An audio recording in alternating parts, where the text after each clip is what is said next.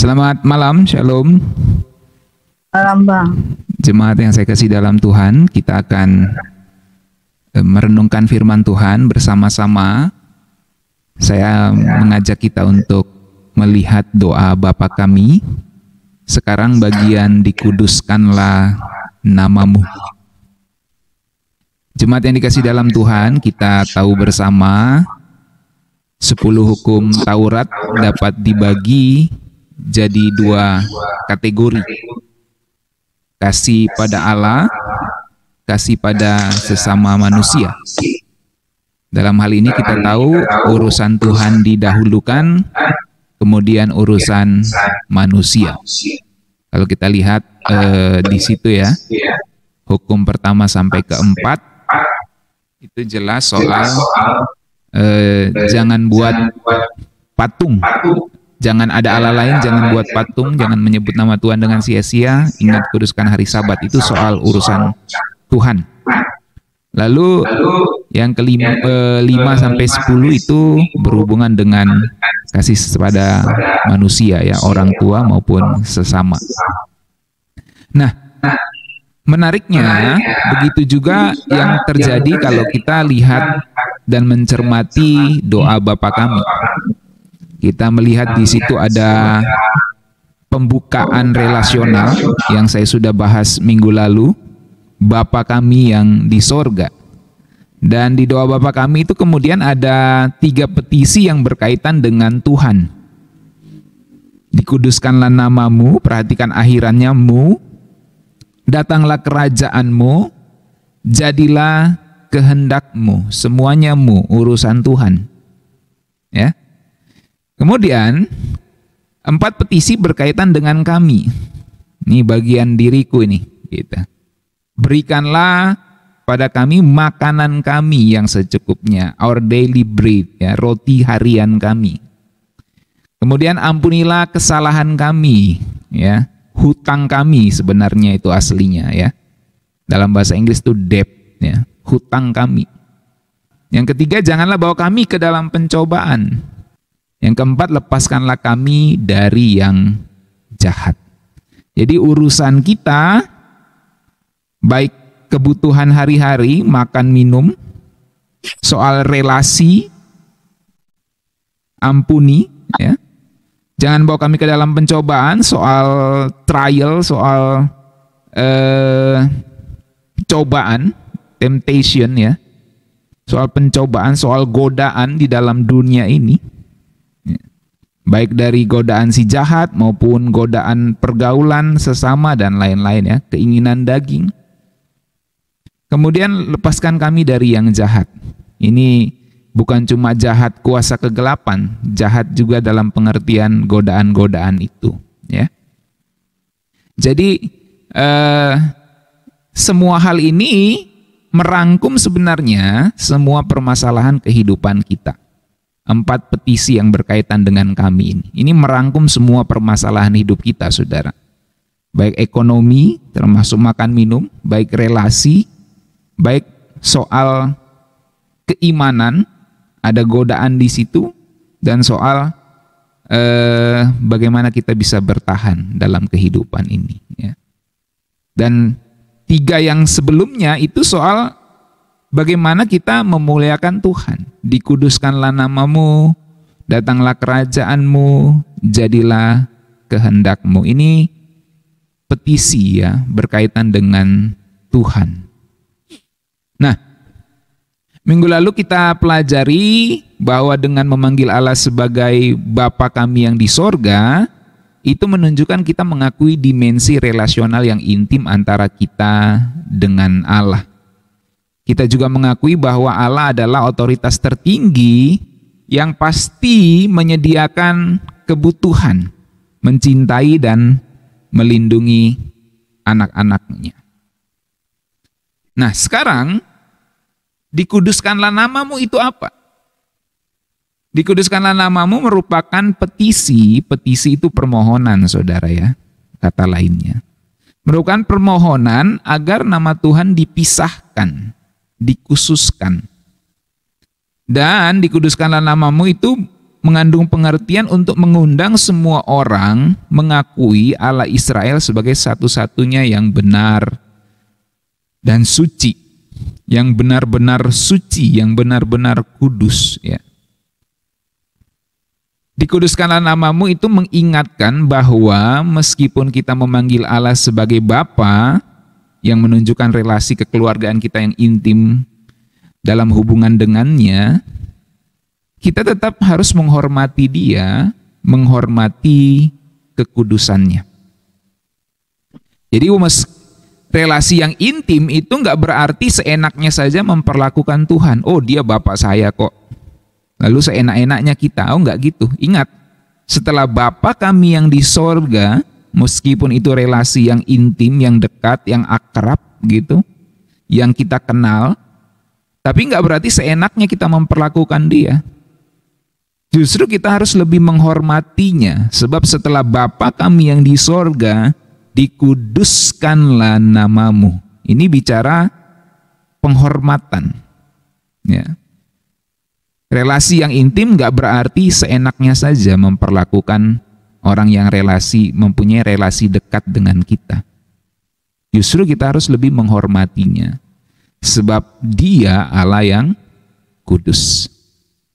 Jadi sebenarnya kita sudah menangkap pengertian di sini yang utama ketika Tuhan Yesus mengajarkan doa Bapa kami. Dia mau kita intim, dekat dengan Allah, tapi juga menghormati Dia. Ada banyak orang dalam tanda kutip ya kurang ajar sama Tuhan. Mentang-mentang dia manggil Allah Bapanya, terus dia seenak-enaknya saja gitu. Nah, ini Tuhan Yesus kasih batasan nih dalam doa Bapa kami. Dikuduskanlah namamu.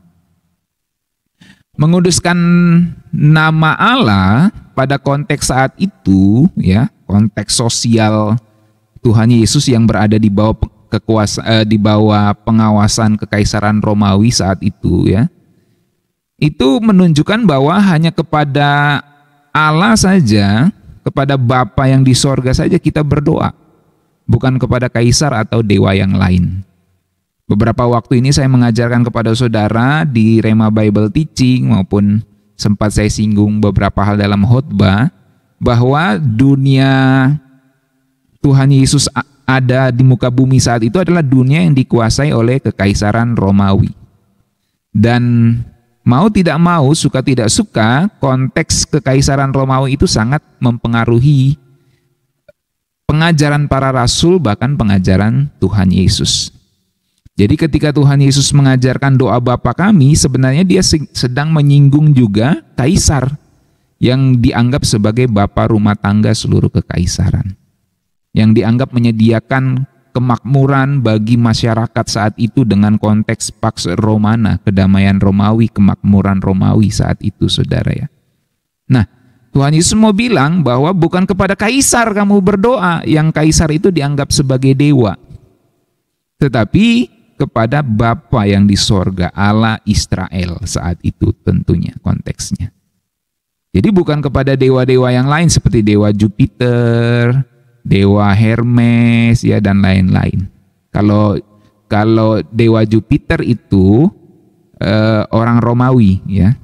Nah, itu kalau di Yunaninya Zeus. Nah, itu. Jadi Zeus sama Jupiter itu sama sebenarnya. Cuma kalau Yunani nyebutnya dewa Zeus, kalau Romawi nyebutnya dewa Jupiter, ya, sama.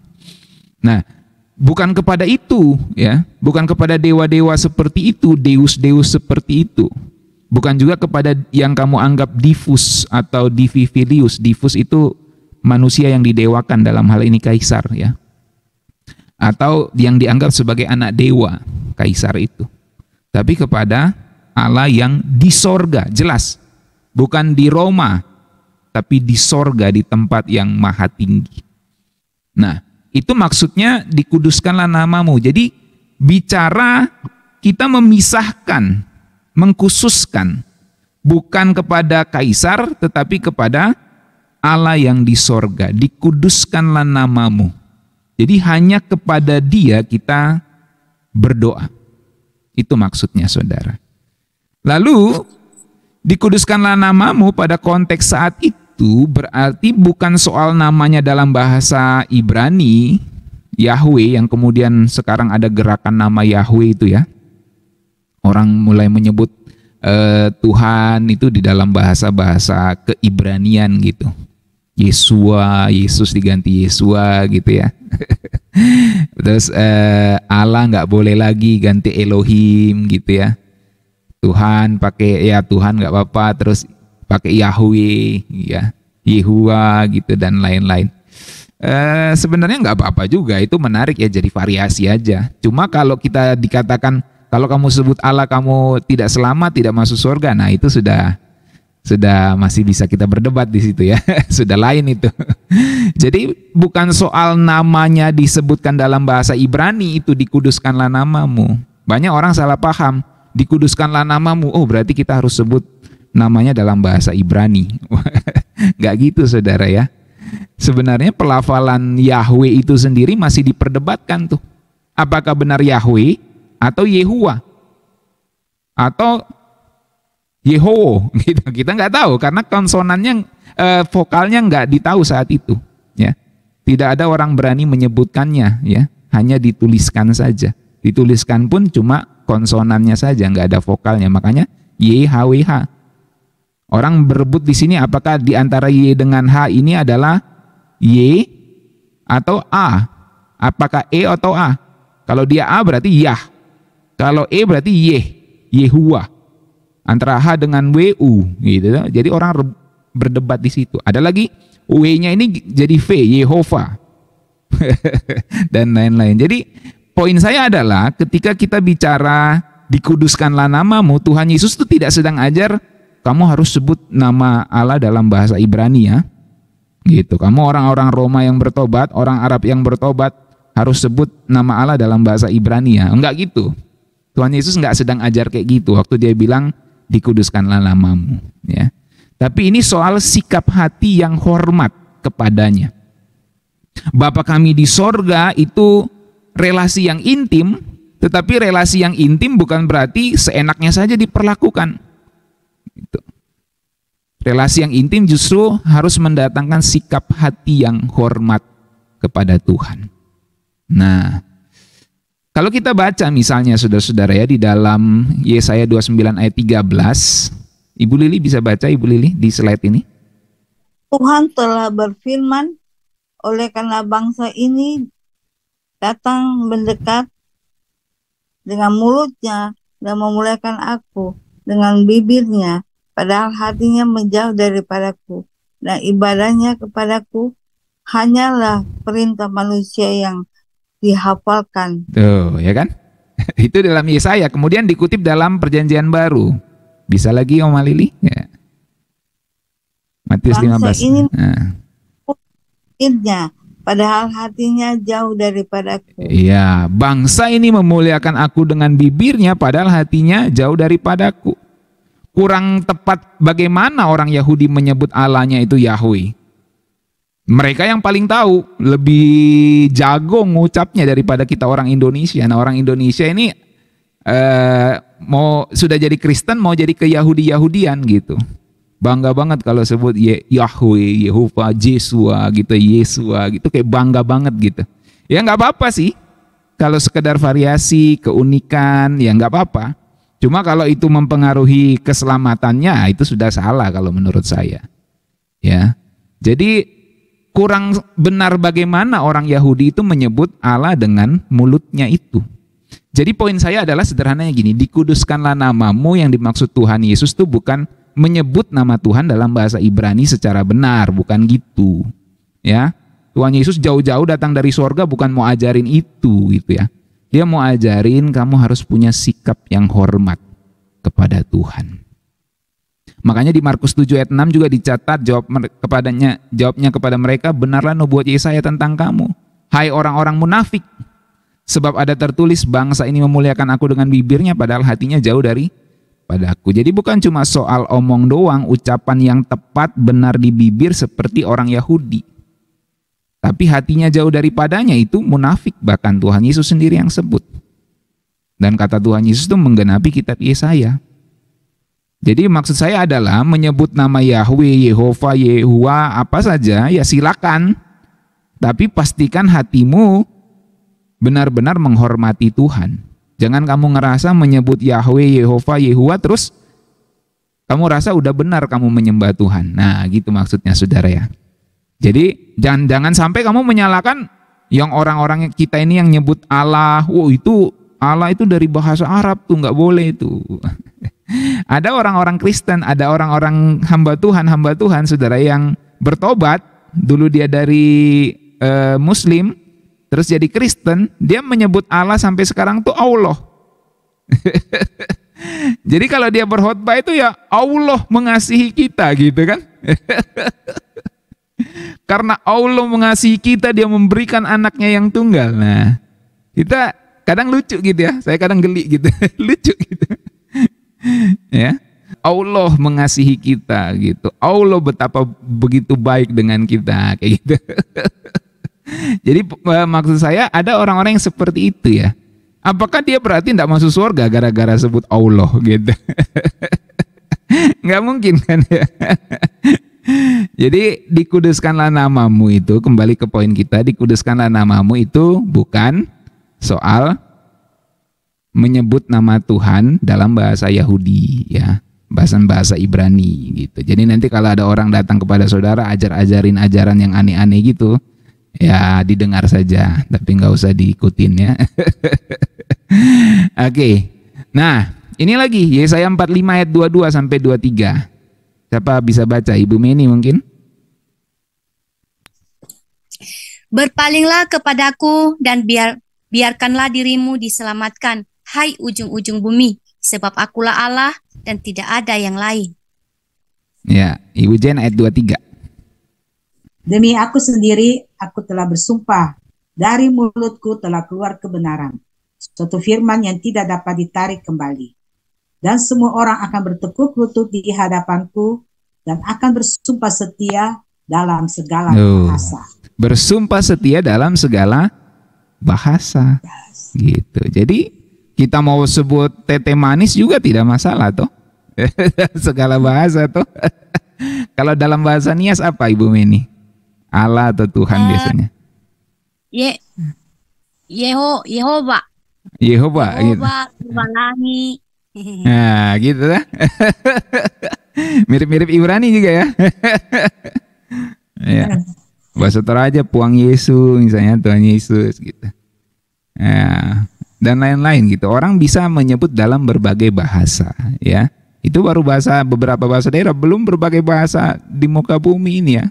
Gimana kalau orang Afrika sebut itu dalam bahasanya gitu. Nah, mungkin orang protes, oh itu kan diserap dari bahasa dewa-dewa lokal gitu dan lain-lain gitu. Nah, emangnya Tuhan itu tidak mengerti hati kita gitu ya. Jadi ada konteksnya masing-masing gitu ya. Tuhan juga tahu ya. Dan roh jahat juga tahu, iblis juga tahu kalau kita memanggil namanya tapi yang kebetulan sama gitu ya dengan itu, misalnya Alkitab ini ya. Alkitab kita ini kan diterjemahkan ke berbagai bahasa suku juga saudara-saudara ya. Ini ya.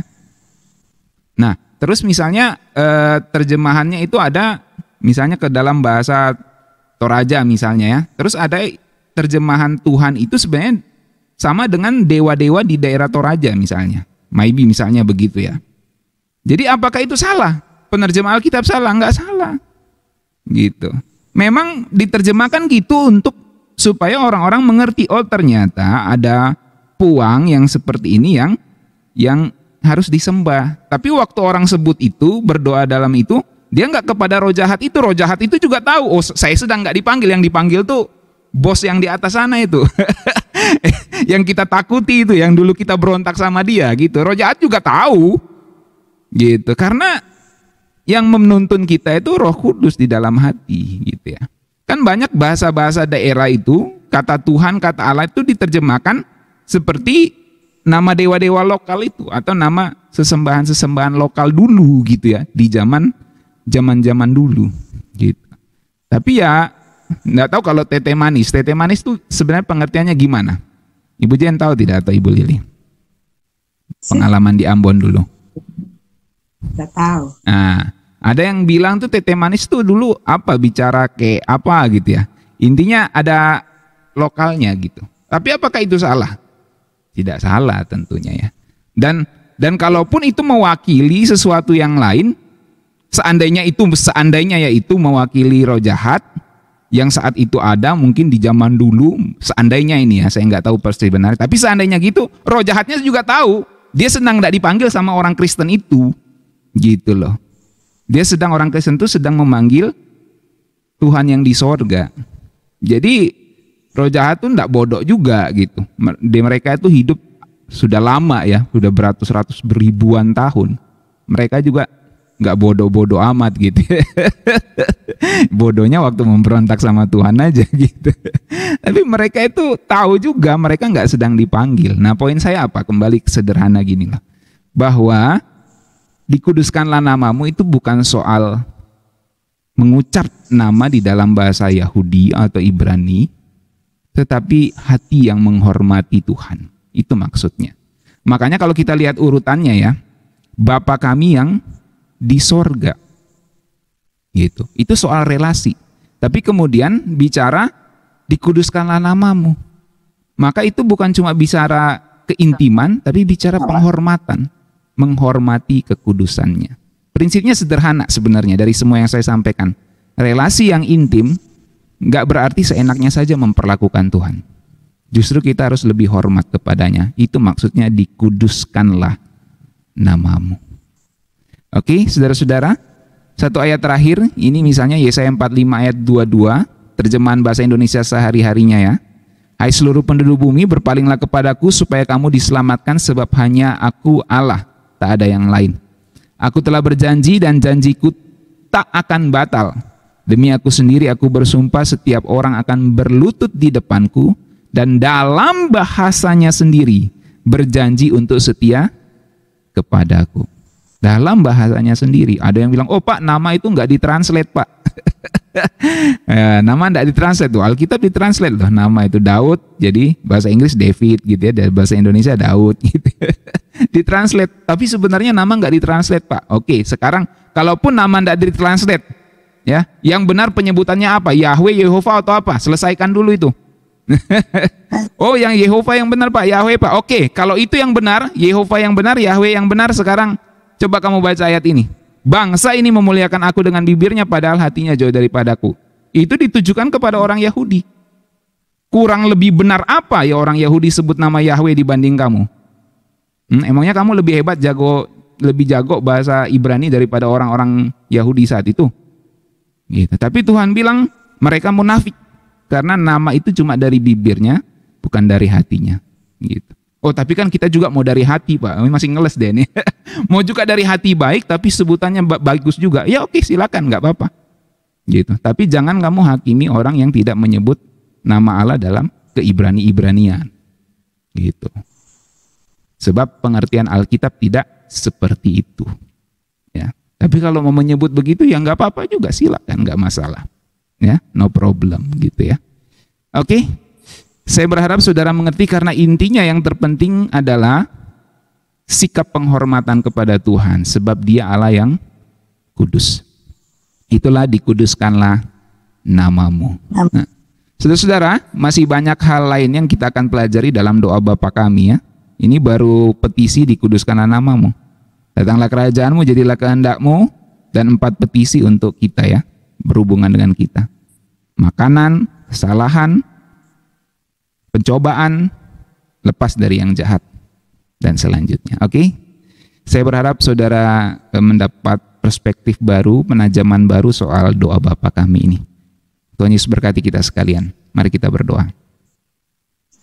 Bapa kami di sorga, kami mengucap syukur boleh belajar seri doa Bapa kami ini. Biarlah kami jadi semakin mengerti arti doa Bapa kami dengan pengertian-pengertian yang lebih baru, lebih tajam lagi, lebih paham lagi kami akan doa Bapa kami ini. Seringkali mungkin kami menghafal, menyebutnya dari kecil, tapi tanpa pengertian yang benar-benar kami dapat pahami Biarlah melalui pelajaran ini kami sungguh-sungguh dapat memahaminya dan melihat bagaimana rahasia dari doa Bapa kami yang diajarkan oleh Tuhan Yesus itu kepada kami semua orang-orang percaya. Kami bersyukur Bapa untuk pengertian yang kami boleh dapatkan pada malam hari ini. Di dalam nama Tuhan Yesus kami berdoa, haleluya. Amin. Tuhan Yesus berkati kita sekalian. Shalom.